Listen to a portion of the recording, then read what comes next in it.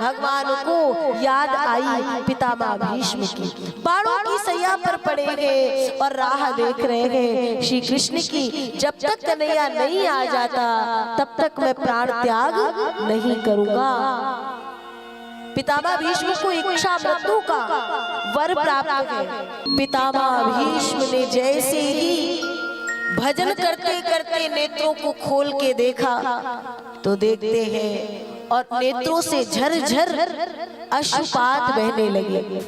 पितामह भीष्म ने देखा बाके बिहारी लाल को तो कहते हैं जैसे महाभारत के युद्ध में आपने मेरी लाज रखी थी गोविंद, वैसे ही आज भी यहाँ भी मेरे वचन को पूर्ण करने के लिए आप आ गए। अब सुनिएगा जरा, महाभारत के युद्ध में भगवान ने पितामह के वचन की लाज कैसे रखी थी। जिस समय युद्ध होने को था तो दुर्योधन और अर्जुन दोनों कृष्ण के पास गए थे, लेकिन दुर्योधन और अर्जुन के जाने में जो आसन था उसका बड़ा फर्क था। अर्जुन कहाँ बैठे थे? चरणों के पास, और दुर्योधन कहाँ बैठे थे? सिर के पास।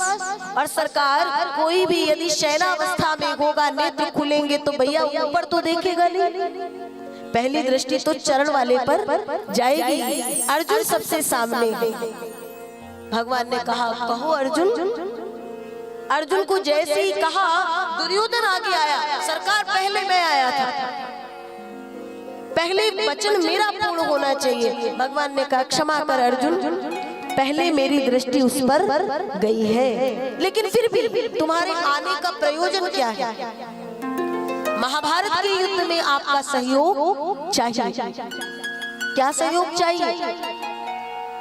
दुर्योधन को पता था मुझे क्या चाहिए। भगवान दोनों के मन की बात को जानते हैं। दोनों की बात सुने बगैर भगवान ने कह दिया एक बात सीधे सीधे सुन लो, अगर तुम दोनों में से जो भी मुझे अपनी सेना में चाहता है तो मैं कह देता हूँ मैं पूरे के पूरे महाभारत के युद्ध के बीच में कोई अस्त्र शस्त्र धारण नहीं करूंगा।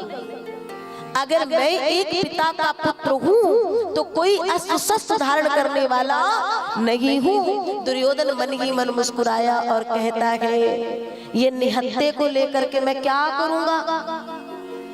युद्ध में तो अस्त्र शस्त्रों की आवश्यकता पड़ती है। एक तरफ अनेकानेक रथ हाथी घोड़े अक्षौहिणी सेना और एक तरफ हमारे बाके बिहारी लाल। अर्जुन ने कहा प्रभु आप कुछ भी कहो, लेकिन आप जैसे हो वैसे मुझे स्वीकार हो। आप हो तो मेरे पास में सब कुछ है। जो ये दुर्योधन को चाहिए आप उसको दे दीजिए। लेकिन ये बात जब पितामह को पता चली तो पितामह ने भी कहा मैं भी गंगा शांतनु का पुत्र नहीं जो गोविंद के हाथ में कोई ना कोई अस्त्र शस्त्र धारण न करवा किसी न किसी रूप में।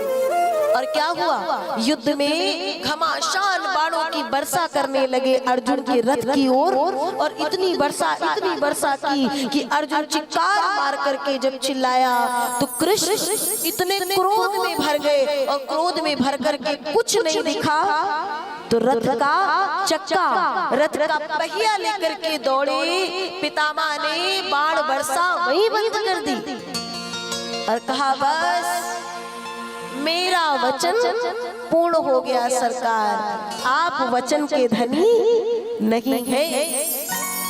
पितामह ने कहा सरकार आपने कहा था कि अगर मैं एक पिता का पुत्र हूँ तो कोई अस्त्र शस्त्र धारण करने वाला नहीं हूँ। झूठे प्रण करके, चार पंक्तियां बड़े ध्यान से सुनिएगा। झूठे प्रण करके निज पितु को कलंकित कीन्हो, एगो ब्रजराज तुम्हें लाज हूं ना लागती। तो भगवान ने कहा सुनो, बोले गोविंद सुनो भीष्म भक्त राज, मोको जन्म देनहार जगत में हजार है। सिंह खम्भ पृथ्वी पाषाण से प्रकट होत, कहा लगी बखानो मेरे अमित अवतार है। कोई कहत वसुदेव देवकी को लाल, तो कोई नंद और यशोदा को कुमार है। तो जाके हुए एक बाप, जाके हुए एक बाप, सोई बचावे निज लाज, मेरी कौन लाज मेरे पिता तो हजार है, मेरी कौन लाज मेरे पिता तो हजार है। सरकार उस बात को कह के पितामह ने पूरी की पूरी युद्ध की भूमि 2 पल के लिए तालियों की गड़गड़ाहट से देवता लोग पुष्प वृष्टि करने लगे कि एक भक्त की वाणी को रखने के लिए मेरा परमात्मा कैसी कृपा करता है। और आज भी पितामह के हृदय की इच्छा को पूर्ण करने के लिए आज मेरे भगवान वहां उपस्थित हो गए। भगवान आते हैं, प्रभु का दर्शन हुआ है, उत्तरायण का समय आया है, नेत्रों के आगे परात्पर अखिलेश्वर विराजमान है और धीरे धीरे वो प्राण जाने लगते हैं। भगवान का ध्यान करते करते पितामह ने प्राणों को छोड़ा है और सरकार समस्त पांडवों ने जो अंत्येष्टि की प्रक्रिया है वो पूर्ण की है।